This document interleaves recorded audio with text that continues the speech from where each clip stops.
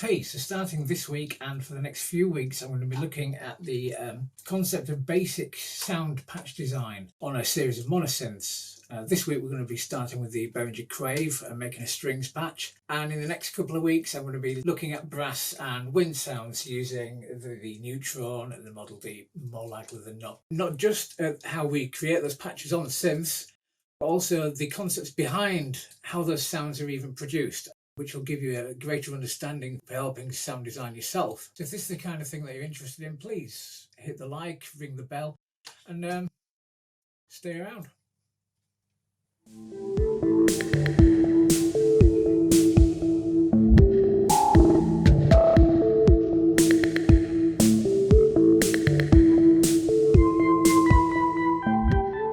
Hey, as I explained in the intro, I'm going to be looking at creating a strings patch on today using the Behringer Crave mono synth. Now this is a bit of a challenge for me. Monos traditionally aren't the greatest things for synth patches. I mean, they're okay, but you're not going to form an entire ensemble from a single VCO. Now, traditionally, a string patch is created using a sawtooth wave because that's the shape of the waveform transmitted into the bridge on the body of an instrument from the strings. And it's the body and the bridge resonances that give the instrument its own natural particular timbre. It's what allows us to tell the difference between a cello or a violin. For this patch, however, I'm going to be using a square pulse wave because it's kind of rich in its own frequencies, and I'm going to be using pulse width modulation on that to kind of expand on those frequencies and to give us a much richer tone. Now, although I'm using the Crave, there's going to be a couple of handy hints and tips for using other synths and other gear to kind of emulate string patches and those instruments. So do stick around to the end and hopefully you'll find something interesting. And if you haven't already, once again, please do drop a like and subscribe. It means a lot. Anyway, let's take a closer look, shall we? So I'm going to keep this short. Thinking about how the bow works on the violin or on the cello and on the strings itself, we can start with how that sound is created. So we're going to start with the envelope to create that bowing attack. So that's a high attack as the bow activates the strings, a reasonably high decay also as the bow is released from the strings, and then the sustained release of the free moving string itself. Free moving at least between the finger and the bridge, and that's where we find a human element entering the equation in the vibrato of that finger. Since vibrato isn't an instant modulation, you can try using the envelope as a gradual mod source for the pitch. Here though, I'm using a slight amount of VCF modulation coming from the LFO to expand the frequencies I have available that I'm creating in order to emulate the pitch movement, as I'm using the mod destination for width of my square wave to add those extra rich timbres, those extra rich frequencies. Now I'm using the LFO here rather than the envelope just because I quite like the result. Other examples of a more human and natural touch to the sound can be found by using a small amount of glide also to mimic a player rolling up or down on a fretless neck to find the correct pitch.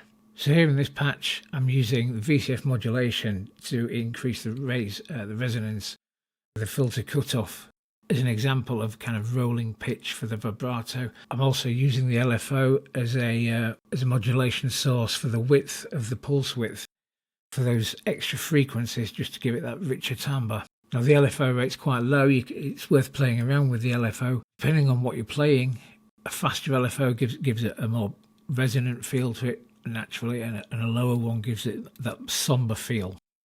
I do have a small amount of glide on there as well, but not so much that it's noticeable. In fact, one of the tricks to making this as convincing as possible, which is something you can never really accomplish with a synthesizer. It's just not possible. You don't have the body resonant frequency interactions. Those things are just not available to you. But in order to create it as realistic as you possibly can, it's worth keeping those modulations all the way down. I mean, you can explore just going beyond what sounds sensible to the point where it becomes overly synthesized. Anyway, let's have a play and have a listen. So this is the long attack on the envelope.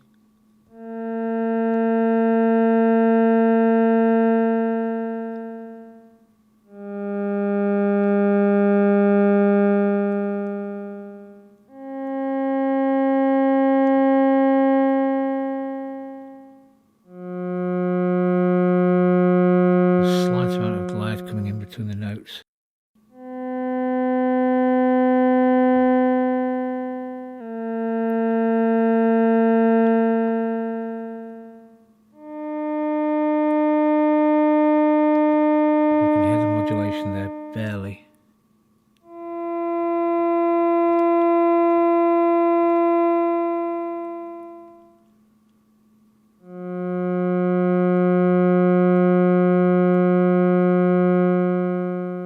Again, ideally permitting, I would like to be able to send a mod source to both the width and the frequency. This might be worth looking into as well, and something that you might enjoy playing with.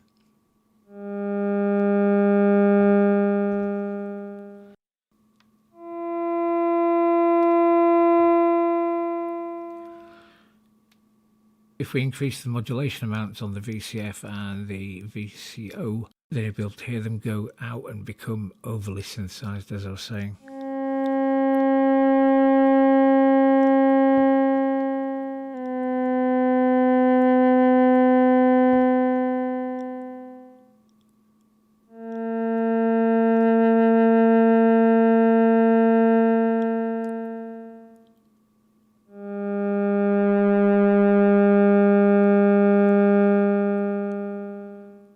And this is with the LFO rate being altered.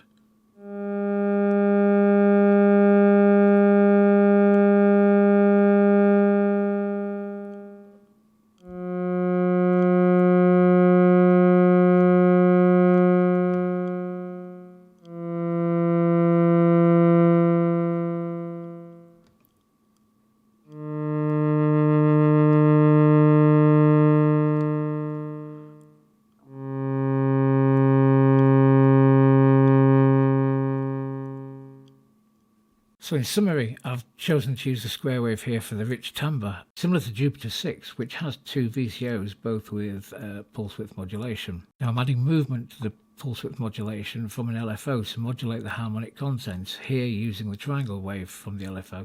But if you have one available, you can also try using a sine wave, depending on the equipment that you're using. It has a relatively high ADSR envelope setting, just to kind of emulate the action of the bow itself, the physical action.